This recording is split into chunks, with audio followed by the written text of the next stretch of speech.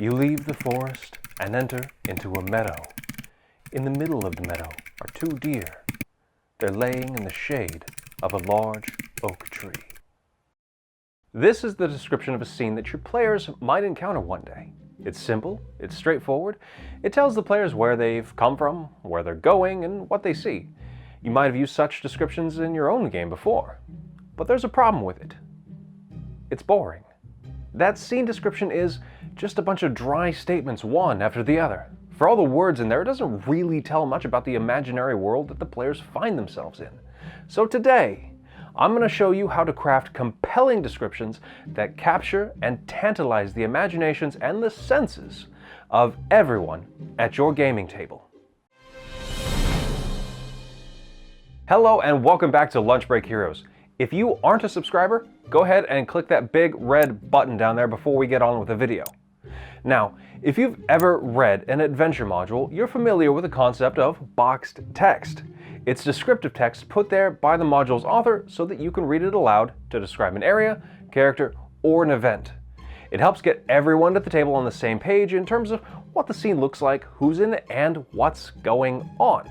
However, you can't always rely on boxed text. A lot of times you've got to make things up as you go along. That's just kind of part and parcel with being a game master. So how do you describe a compelling scene for the folks at your table?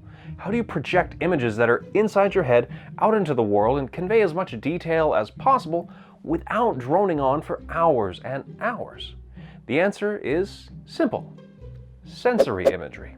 What is sensory imagery, you ask? Good question. Sensory imagery is the use of descriptive language to create mental images. This is done by appealing to our sense of sight, hearing, taste, touch, smell, or movement. The pan isn't hot, it's searing. The light isn't bright, it's blinding. The smell isn't bad, it's rancid. The punch didn't just hurt, it made you see stars. Now that we have an idea of what sensory imagery is, let's see how we can take that dry and bare-bones description from earlier and weave it into a colorful tapestry of vivid detail. Before we do that though, you've got a chance to win $50. If this video gets 1,000 likes in its first 24 hours, I'll pick one person from the comments down below and send them a $50 gift certificate on dmsguild.com. So be sure to share this video with your friends, click the like button, and leave a comment down below. The sooner we hit 1,000 likes on this, the sooner I can start picking a winner. Alright, with that being said, let's get on with the video. Now let's take another look at that description here. You leave the forest and enter into a meadow. In the middle of the meadow are two deer. They're laying in the shade of a large oak tree. This really doesn't paint a specific picture in the minds of those who hear it. The meadow that I'm imagining is really probably a lot different than the one that you're imagining. If we're aiming for a tapestry of vivid detail, then this is a stick figure drawing. Let's go over this piece by piece and expand on it with sensory imagery. We're going to start by telling the players where they've come from. As you trudge through the forest's dense undergrowth. This is only part of our new first sentence. The key sensory words here are trudge and undergrowth. With trudge, we describe movement, and we make it clear that our journey through the forest hasn't been pleasant. It's been a rough go. With dense undergrowth, we visually explain why. The forest is thick with stuff all over the ground. So not only do we know that we aren't having a great time, but we get a sense of what the forest looks like. Lots of dense ferns, brambles, fallen logs, and whatnot. Now let's finish up the new sentence with a bit about leaving the forest. Your eyes are stabbed by a blinding light as you push through a wall of thick foliage. Here we further establish the forest as being a dense, closed-in space with a wall of thick foliage. Then we emerge into the light. It's here that we contrast the darkness of what came before with the brightness of what's ahead.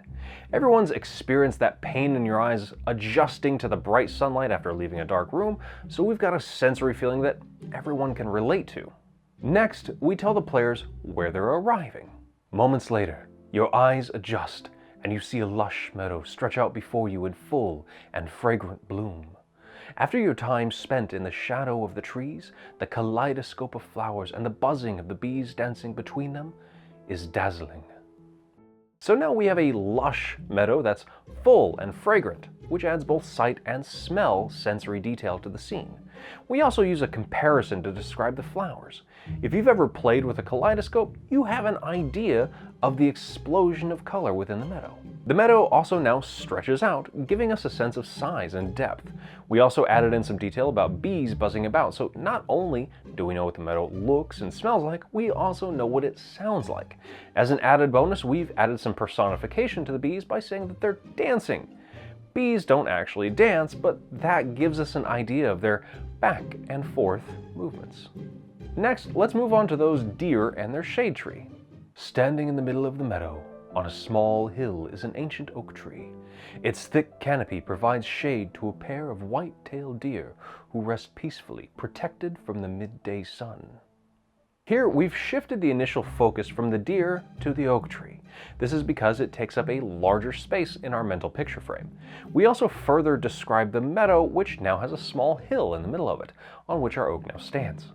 We've also added in some more imagery by describing the tree as ancient, which informs us to its size. We then move on to the detail of the two deer, now specifically white-tailed deer, that are resting in its shade. Additionally, we also established a current time of day by specifying that the tree is protecting the deer from the midday sun. So we've taken that dry series of statements, our stick figure drawing, and we've turned it into a rich tapestry of sensory detail. Let's read over that one more time and see if you can get a clearer mental picture of the scene. As you trudge through the forest's dense undergrowth, your eyes are stabbed by a blinding light as you push through a wall of thick foliage. Moments later, your eyes adjust and you see a lush meadow stretch out before you in full and fragrant bloom. After your time spent in the shadows of the trees, the kaleidoscope of flowers and the buzzing of bees dancing between them is dazzling. Standing in the middle of the meadow on a small hill is an ancient oak tree. Its thick canopy provides shade to a pair of white-tailed deer who rest peacefully, protected from the midday sun. It's wordier, for sure. 104 words versus 28, but that's the trade-off. And the difference between something like, you walk up to a large stone building near the water, and you arrive at a weather-worn castle protected by a murky and foreboding moat. Now that you've seen how I describe a scene and how sensory detail can take a dry description to the next level, let's go over 4 techniques that you can use to achieve a similar result. You can use these techniques if you're writing up descriptions beforehand, or you can use them on the fly during your game. First, appeal to the senses. Don't just tell your players what is in front of them, tell them what it smells like, how big or small it is in relation to other things in the scene, what it sounds like. If they can touch it, tell them what it feels like, rough, smooth, wet, whatever. This is what your teachers meant when they said, show, don't tell. For example, it's not a small goblin, it's a grotesquely pungent green man standing no higher than your hip, with a long oily nose and pointed ears, whose sneering grin reveals yellow teeth to match his angry eyes. Now, as an added bonus for our patrons, we'll be releasing a handy reference guide with all sorts of sensory words that you can add into your game descriptions. If you want something like that, head on over to our Patreon page and sign up for just as little as $1. Second, use comparisons. Comparisons are descriptive shortcuts where you take something in your scene and you relate it to something that your players are familiar with. Remember my kaleidoscope of flowers? I didn't have to describe the individual colors of each flower or how many there were in the meadow. I relied on your experience with a kaleidoscope to do the job for me. Third, use personification. Personification is where we give human qualities to non-human things, like how I described the bees in the meadow as dancing. It doesn't have to be a physical thing like that either. It can be a feeling or a mood. A bright light can be angry, or a dying candle can flicker sadly. A single cloud in the sky could be lonely, or the wind can howl its objection to your character's shelter in a storm. The possibilities with personification are endless, and you'd be amazed at what you come up with when you take a human trait and you tie it to a non-human thing. Fourth, close your eyes. Seriously. When I'm describing a scene on the fly for my players, I'll lean forward on my table and I'll close my eyes. Then I imagine the scene and begin telling them about it.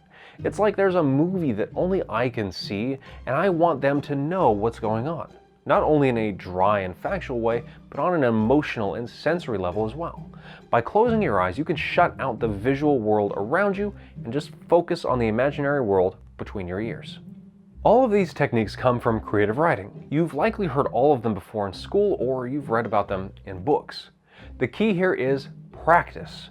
And if you're improvising instead of writing things down ahead of time, don't be afraid to falter or fall over your own words sometimes. I guarantee you're doing better than you think you are.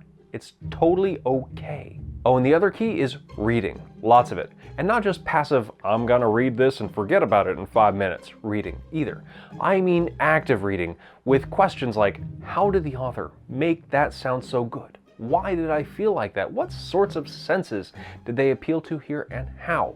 You know, all that crap from high school English class that everybody hated doing. You didn't think you'd come away from an LBH video with homework, did you? But on the other hand, maybe you're a busy person and you don't have time to sit down and practice these things or delve into books like that. That's totally fine. In that case, you should check out describe.com. You might have heard about it from other YouTube videos. And this video is not sponsored by them. By the way, they're not paying me to do this. But I do have an affiliate link with them down below that'll get you 10% off any membership to their site. You can get access to over 3,000 bits of professionally written box text chock full of sensory details that we just talked about. They've even added a cartography section to their website so that you can get beautifully rendered and fully described maps to drop into your games whenever you need them. Like I said, they aren't sponsoring this video. I'm only talking about them because I think they're a really useful tool and service in the context of game descriptions. So head on over there, check it out, and see if it's something you like. If not, cool, whatever, I don't mind. But I think it's something that you should at least look at.